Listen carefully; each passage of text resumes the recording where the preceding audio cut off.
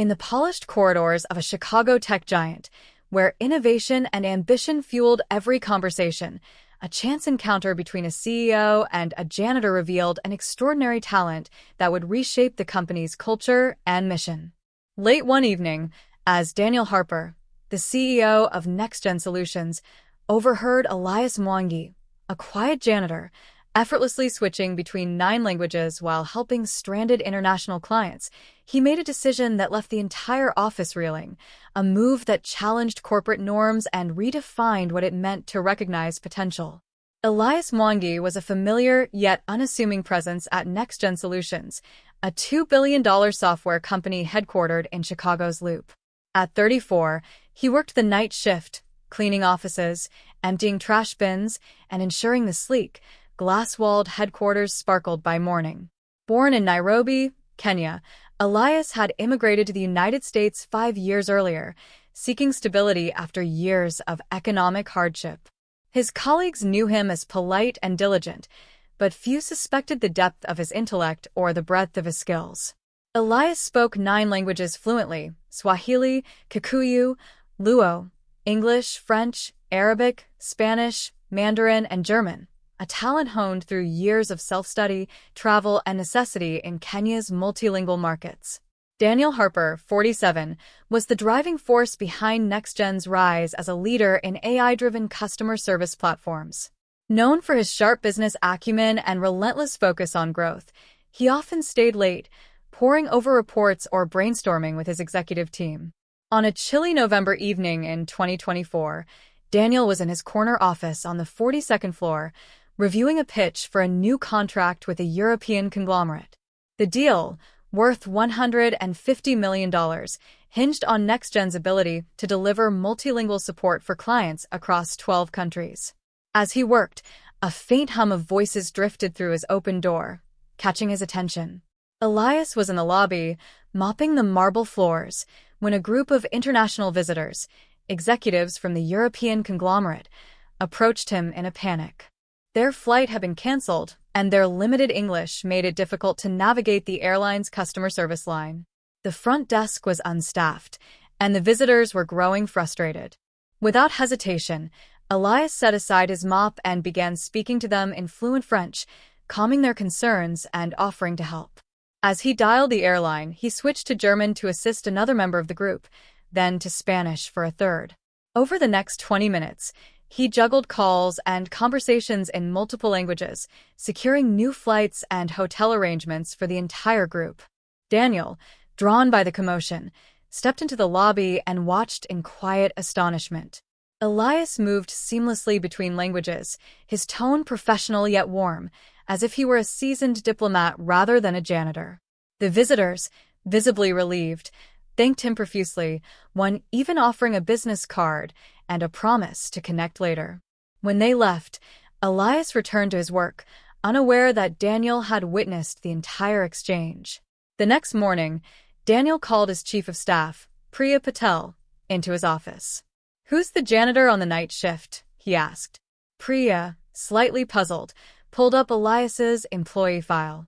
It was sparse: a work visa, a reference from a previous cleaning job, and a note about his reliability.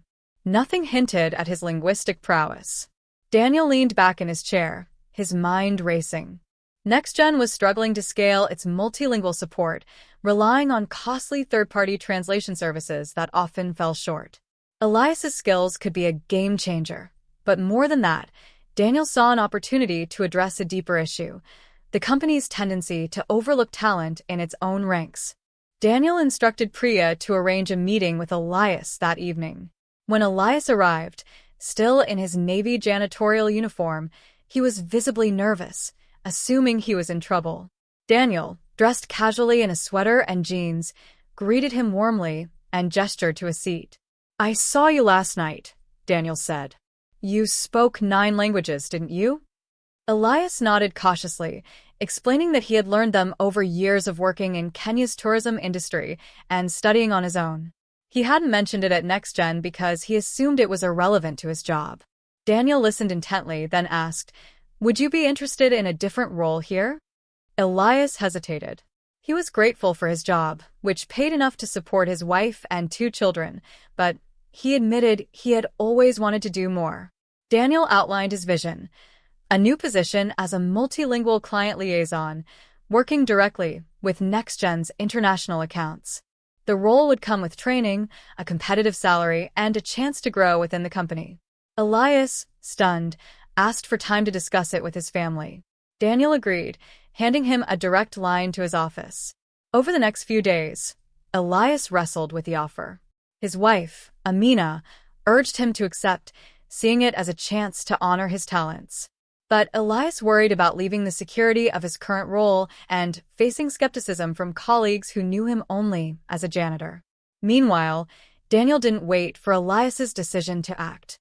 He called an emergency meeting with his executive team, laying out a broader initiative inspired by Elias's story. "We're missing talent right under our noses," he said. "If a janitor can speak 9 languages and solve client problems better than our current system, imagine what else we're overlooking."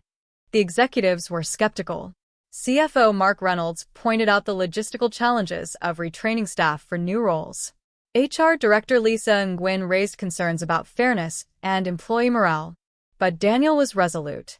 He proposed a company-wide talent audit, inviting every employee, regardless of position, to submit their skills, certifications, and aspirations. The audit would be anonymous to avoid bias, and a dedicated team would review the results to identify candidates for new opportunities. To fund the initiative, Daniel redirected $5 million from the marketing budget, arguing that investing in people was the best way to strengthen NextGen's brand. The talent audit launched within a week, with Elias's story, shared without his name, used as inspiration in the announcement. Employees were encouraged to list any skills, from coding to public speaking to language proficiency, even if they seemed unrelated to their current roles. The response was overwhelming. Over 80% of NextGen's 3,200 employees participated, revealing a wealth of untapped potential. A receptionist disclosed a master's degree in data science. A security guard admitted to teaching himself Python. A cafeteria worker revealed she was a certified project manager. Elias, after days of reflection, accepted Daniel's offer. He began training as a client liaison, working alongside NextGen's customer success team to support the European conglomerate's account. His transition wasn't seamless. Some colleagues whispered about favoritism, while others struggled to see him as anything but the janitor.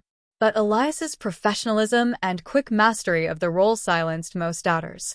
Within a month, he had streamlined communication with the conglomerate's French, German, and Spanish-speaking teams, saving NextGen $200,000 in translation costs. The talent audit, meanwhile, began yielding results. Dozens of employees were reassigned to roles that better matched their skills. A warehouse worker with a knack for graphic design joined the marketing team. A call center agent with a background in statistics became a junior data analyst. The initiative, dubbed NextGen Unleashed, boosted morale and productivity as employees felt seen and valued. Daniel made it a point to meet every reassigned employee, sharing Elias's story as proof that talent could come from anywhere. The office buzzed with excitement, but not everyone was on board. A group of mid-level managers, led by Sales Director Greg Turner, grumbled about the changes. They argued that the audit undermined traditional career paths and rewarded proven employees. Greg, who had clashed with Daniel over strategy before, aired his concerns in a heated email to the leadership team, accusing Daniel of grandstanding to boost his public image. The email leaked to the broader staff, sparking tension. Daniel addressed the controversy in a company-wide town hall, held in NextGen's auditorium and streamed to remote employees. He stood at the podium, his voice calm but firm. "This isn't about me," he said. "It's about building a company where everyone has a shot. If that makes some people uncomfortable, so be it." He invited Elias to join him on stage, introducing him as the catalyst for NextGen Unleashed. Elias, nervous but composed, shared his journey, from learning languages in Kenya to finding purpose in his new role. The audience erupted in applause, and even skeptics like Greg were visibly moved. The town hall marked a turning point. Greg publicly apologized, admitting he had underestimated the initiative's impact. Other managers rallied behind NextGen Unleashed, volunteering to mentor reassigned employees. The program's success caught the attention of the broader tech industry, with articles in Forbes and TechCrunch praising NextGen's innovative approach to talent. The European conglomerate, impressed by Elias's work, signed a 5-year extension of their contract, adding $300 million to NextGen's revenue. Elias thrived in his new role, earning a promotion to senior client liaison within 6 months. He also became an advocate for NextGen Unleashed, mentoring other employees who, like him, had hidden their talents. His story inspired a scholarship fund, launched by Daniel, to support immigrant employees pursuing education. The fund raised $1 million in its first year, with contributions from NextGen's board and clients. By mid-2025, NextGen Unleashed had transformed the company. Employee retention rose by 15%, and productivity metrics showed a 12% increase. The program saved $8 million annually by reducing reliance on external hires and vendors. Daniel, now seen as a trailblazer in corporate leadership, was invited to speak at global summits, though he always deflected praise to his team and Elias. For his part, Elias remained humble, crediting Daniel for seeing what others had missed. "He didn't just hear me," Elias said. "He listened." The ripple effects of that one evening in November continued to spread.